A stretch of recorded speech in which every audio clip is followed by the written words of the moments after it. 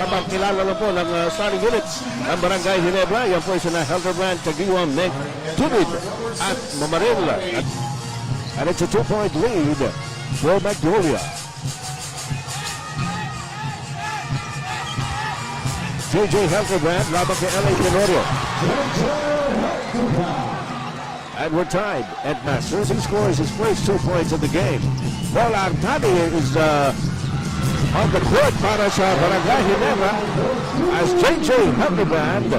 Dontiveros Dinedepensa rin yan. Hindi nga maganda. Hindi nga maganda yung depensa. Sabi, good depensa, pero hindi maganda. That time, the little score to JJ Helderbrand, who now has 7 points. Di ba tinuturo mo sa mga, ano? Ayun na nga.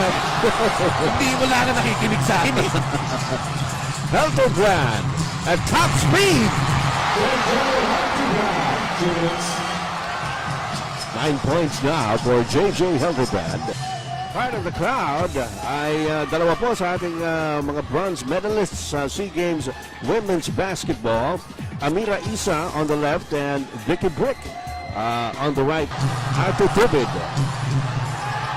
Well, look a little pass to JJ Helderbrand from Eric Mink.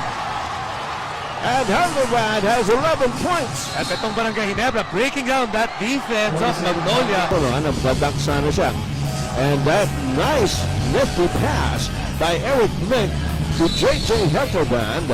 Dahil ngayon, nilipat na nila si Danny Siegel as their wingman, really looking for a formula that works. So far, they've cut the lead down to 10, pero ayun na naman siguro Mamaril. Very good sa larong na to. Eldefonso, too much muscle behind the shot. Helderbrand, forward to Taguiwa. Taguiwa soars. At ito, rumaratsada na naman ang Barangay Ginebra behind the 10 points so far scored by Mark Taguiwa habang pabalik Tubid, Artani, and Helderbrand takes it. Tres yan. Ating sa inyo ni JJ Helderbrand. Tuwang Tiberos for the rest of 3-point shot. Not there. And the rebound to Billy Mamaril. Binigay kay Ronald Tubid.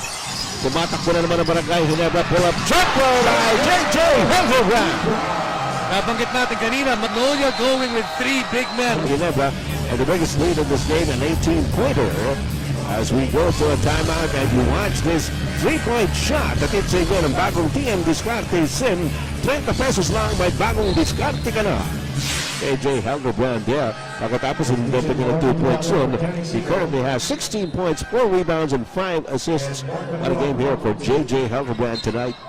And he has really opened up a lot of layups para kay Enrico Villanueva. And Helderbrand continues to sizzle. Tietres na naman galing kay JJ Helderbrand. The guards of Barangay Ginebra continuing to outplay the guards of Magnolia. Advantage of Magnolia. Tignan natin if they can snatch some more. JJ Helderbrand is hot! And then the Tietres galing po kay JJ Helderbrand. Foul because they did not want itong Barangay Ginebra to get an opportunity for another fast break opportunity. At pagre-reklamo si LA Tenorio, tinapakan mo yata. O si Helderbrand pa nagre-reklamo. Pareho sila nagre-reklamo.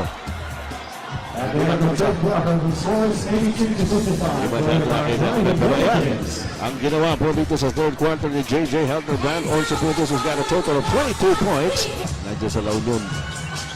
6:50 remaining in the ball game. Referee was almost lost it. Helderbrand! Kanina ka ba? I-impress mo naman galing kay JJ Helderbrand. He's got 26 points. First Beverage Masters only 15. The Kings with 26. And to note pa naman, ito pa naman Magnolia yung number 1 assist team sa liga. At saka akalain mo, ang dami mga outside shots ng Barangay Ginebra.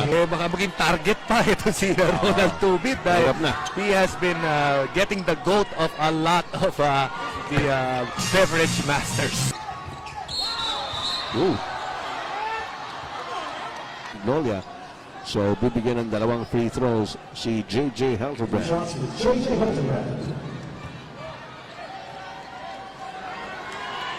Bagamat ito Coliseum, pinipiga nila itong laro nito. yung iba sa kanila nandun na sa pintuan pero ayaw tumuloy. Baka sakaling may mangyari pa. 1:16 remaining. And Tenorio stops the clock with that foul. Still a lot of fight in this Magnolia team. It's a 13-point lead, but they're looking for free throw shooters of Barangay Ginebra that will miss. Pero ito kanina, Ronald Tubit final nila. Maganda nilaro niyan. Actually, 12 out of 14 from the free throw line.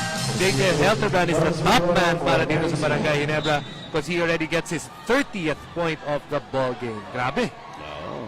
At dito sa second half, 19 na ginagawa niyan, including 11 in the third quarter kaya LA Tenorio. Contrapectus. And Barangay Ginebra also dominating the boards now. Helterbrand. Talaga namang nagbasa rito si JJ Helterbrand. Sayang yung fast break si Mau Marcelo. Kaya kung gusto ninyong Pinoy ang maging first ever Asian Idol, huwag po ninyong kalilimutan bumoto, This will count as a major Barangay Ginebra victory just when they needed it most.